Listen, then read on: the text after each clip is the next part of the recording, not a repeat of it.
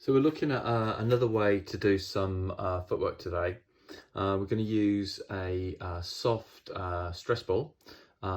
Needs to have a fair bit of resistance, but it doesn't want to be too hard, and that's going to give you the chance to be malleable against the bones and the tissues of the foot, but not to actually cause any physical damage or physical disturbance to the bones or anything like that. So it's like a soft version of footwork.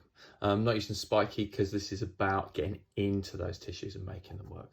Okay, so we're going to start with working on the metatarsal heads, okay?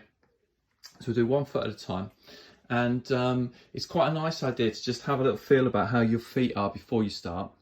And then just have a little, like a little hop on 1 foot and a little hop on the other foot. And just see how that feels. And then we can compare that, see if it made any difference, and then take it there.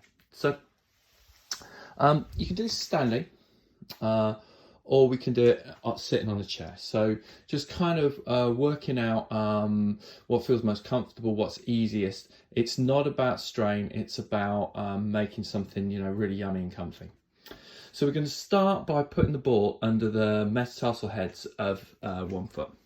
And what that means is that the ball's going to go directly under the big toe pad of the foot. So that's my toe, and that's my metatarsal where it joins, and the head is just there.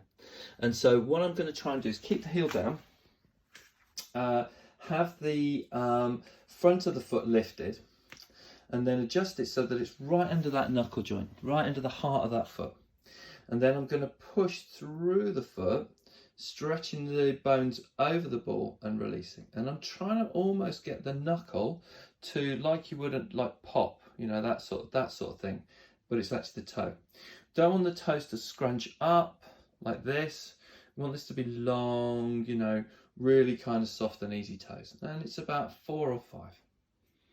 And I'm actually moving my whole body weight forwards to get that pressure onto the foot. Then going to move through to the next one, and looking at the foot itself, the first head, or the big toe head, is here, but the second one's slightly behind and slightly inside the foot, and sometimes can be hard to get to. But you'll start to see, as you move the ball under the foot, those bones just starting to lift and starting to open up. And so we get into that metatarsal head, and we've got 3 or 4 pushes again on that one, and then into the next one along, and then it's more like a curve that runs through the foot. And as I stretch the foot over the ball, I'm getting a bit of a stretch into those tissues. And again, 3, 4, just kind of working through, trying to get the bones to actually release and move. It's like a kind of a wave. And then into that final one. And don't forget that the metatarsal head, the little toe, is quite far back. So, and also trying to get that toe to be released. So you're actually opening up the tissues and popping it up. And you might feel the raise of the feet opening up and all the tissues, and you can see how the blood flow already starting to change in my foot. So this articulation is helping move the calf and pumping the blood around. Then going to keep the foot down. Now if I'm standing, what's really important is to have the feet quite parallel, so that my centre of mass is over both feet. If I'm sitting on a chair, slightly easier to do this, you've got less worry about balance and coordination. And then I'm going to just roll the ball under all of those metatarsal heads, and it's just going to run across, and it's like letting the tissues just move. And then I'm going to add a little bit of a twist through the foot, so I'm everting and inverting the foot, or pronating, supinating, depends on how you want to call it, and just rolling through all those bones, and do about 5, 6, 7, something like that in either direction. Just play with it. Feels nice, just do a couple more. And this is when the softball really comes into its own. From there, we're going to come onto the medial arch, okay? So can you see how there's a little bony protrusion on the foot? And I've got about 1/3 of the ball showing outside of the foot. And I'm trying to stretch my foot over the ball. Again, with the weight balance between the 2 feet. I'm then going to lift my heel. And what's important is I'm trying to track my knee over my shin, over my ankle, and try and use my back of thigh and my glute to push that foot into the floor. Now, as the foot pushes into the floor, the ball pushes up against the arch and gives it like a little bit of a stretch. It's not very much, just a tiny little bit. So again, 5, 6, 7, something like that. And then moving to the lateral arch. Now the same, slightly further back, and you'll see the high arch of the foot is kind of here. I've got about half the ball showing because it's only tiny. And then I'm doing the same position, lifting the heel up, pushing the arch of the foot over the ball and letting the bones just release, just kind of stretch out, just kind of feel really easy. And again, I'm trying to keep that angle of the shin over the ankle, under the knee, and the knee in line with the hip socket. So everything's really beautifully organised and coordinated. They've got a fourth press. We're going on to the plantar fascia.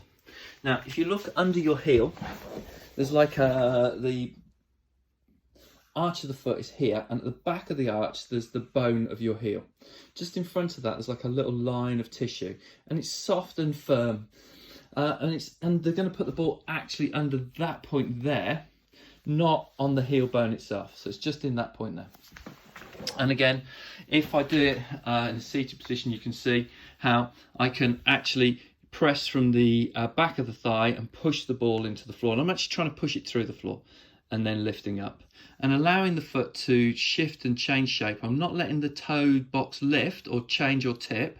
I'm actually trying to keep the foot level. So we're going into a resupinator here, Okay, now, as I do that, if I'm standing, what I can do is I can really focus on engaging through my glutes and my bottom as well. So it's quite a nice way of getting the front of the hip to open, the back of the hip to close, and just feel that leg bone being almost pulled up inside the socket. And again, 6, 7, 8.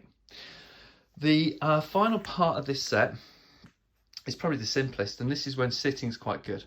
And you're just trying to roll fast the ball under the foot, just quickly, and make some friction, make some energy, make some heat. What we're doing is it's a rinsing action, so it's rinsing the liquids and fluids inside the foot around, moving them around a little bit, and then encouraging fresher blood and fresher, other solutes to come into the foot. And also just kind of getting that sense of heat through all the bones and through all the tissues, which is just so really feels really yummy, really nice. And then all of a sudden your foot starts to feel like it's moving. Maybe speed it up a little bit more, try and get that sense of friction, just so it heats as well. And then step off the ball, put your feet next to each other and go, oh, that one feels really nice. And do the hop test again. So do hop on the one that you haven't done. Okay, feels like you're stuck to the floor. It's like it's got Velcro underneath it. And hopefully when we do this side, you hop, it feels like you've got a real big spring in your step. And that's just a really cool little set of movements. And all you really need is a 2-inch-ish, maybe, 50, 60 mil ball that's just got some give, but it's not so strong that you can't squeeze it between two fingers. We can do similar things with hand exercises. I might do a video with that another time. But thank you very much, and hope that all works, and just try it out and play with it. Make sure, do both feet. Bye.